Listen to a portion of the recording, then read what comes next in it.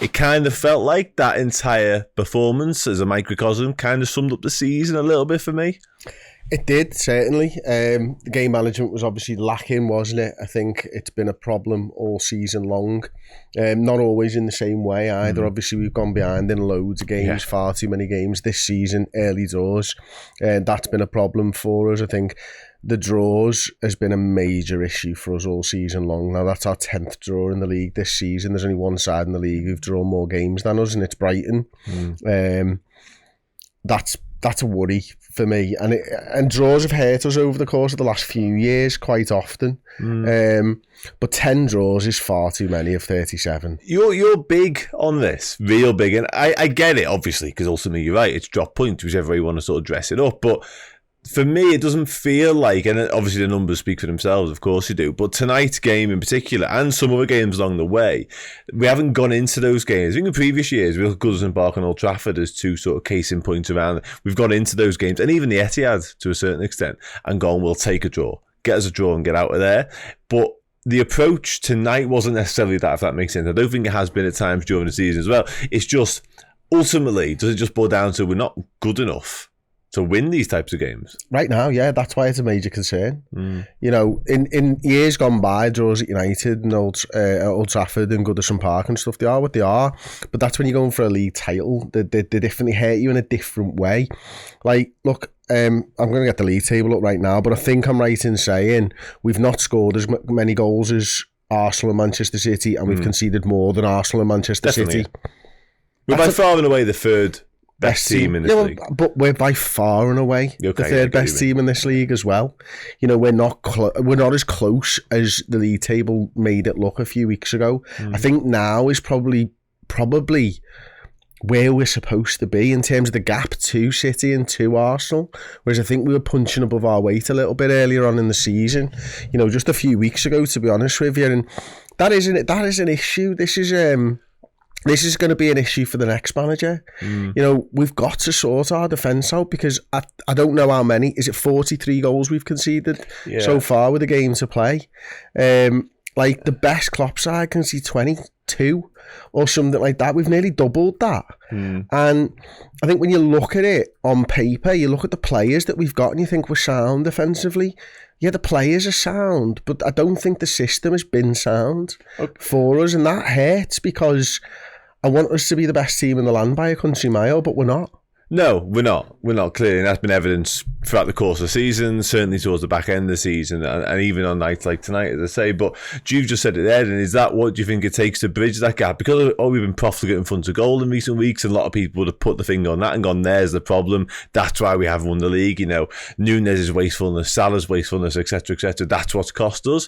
But you now have the opinion that it's our relatively leaky defence. If it's not in terms of goals conceded, which have been a problem, but even just shots and big opportunities, we can see a lot of them. We do, and we always have under Klopp. I think that was part of it to begin with. I don't know whether I'd pinpoint it on one thing. I think it's too ingrained through everything we do.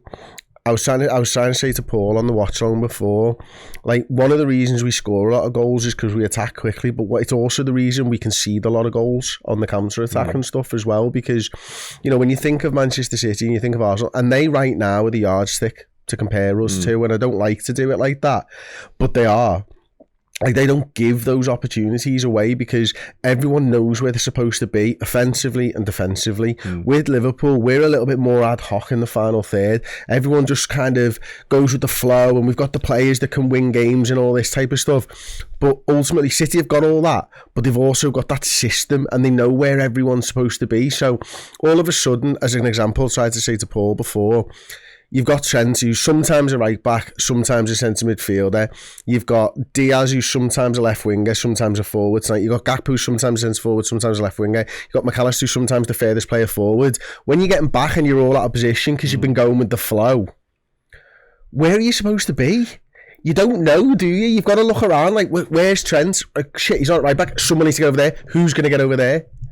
Going with the flow defensively is it's problematic. not a thing to do. It is majorly problematic. It causes major headaches, and we've seen that again all too often. I mean, you've alluded to it there, and Klopp said something similar recently. He basically said that when we conceded the 2 late goals against Spurs, that's the next guy's problem to sort out. Do you put that down to that then? You think Arne Slot, the first thing he has to do is implement a system, and I guess also as well, like relishing the opportunity to improve and to, because Jurgen Klopp thrives and he sort of gets the best out of him. It feels like when we are playing heavy metal, chaotic football, that's his football, that's what he likes.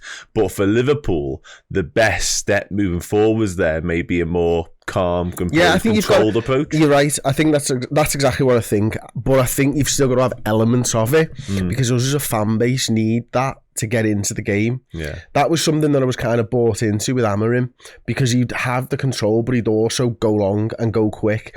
Like, I didn't really, once Alonso had turned us down, I started to think about it more and more, thinking, or turned us down, decided to stay at Leverkusen, whatever it is. Like, that boring football's not me. I don't want to see that. I don't really like watching Manchester City or Arsenal, although I can understand that they're both great footballing sides. I don't think it works at Liverpool because you need a bit of jeopardy, and we need that because of the type of people that we are and stuff. So, but there's got to be a fine line. There's got to be a balance to it. And I think more proper control, not just controlling having the ball, but controlling forcing them. Like, how many times do you see this Liverpool side? And I know why they do it, Dan, but they go up to the penalty area and they go all the way back. They go back to open the space. You don't see Arsenal and City do it as often because they can thread a pass through. They know their pattern plays where they're going to free up a little bit of space.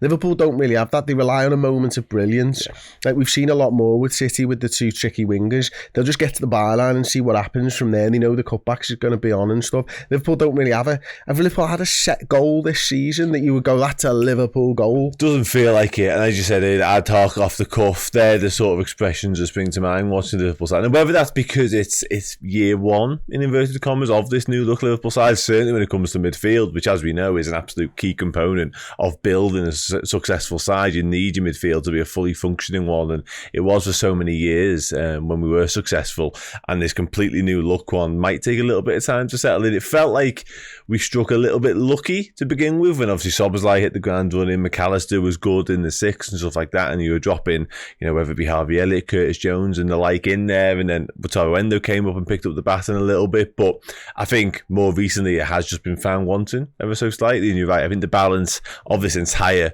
Liverpool side isn't it right now.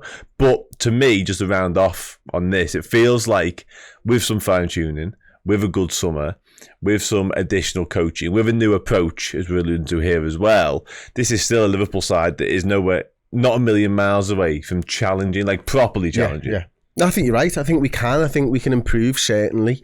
I think people are worried about us not being able to with Klopp. I think we can. I think we've got the raw talent to be able to improve with, unfortunately, different coaching methods. Now, if you ask me, would they still take off for another year? Yeah, I'd absolutely take off for another year, because I know what I'm getting with Jurgen. I know who he is and how he feels and everything else, and how he fits the football club and the ethos. There's still a lot of unanswered questions, and right now I'm sitting here telling you that I think we can improve, but I also think we could get worse, because that's just the nature of a new manager coming into a football club, isn't it? You just never really know what you're going to get.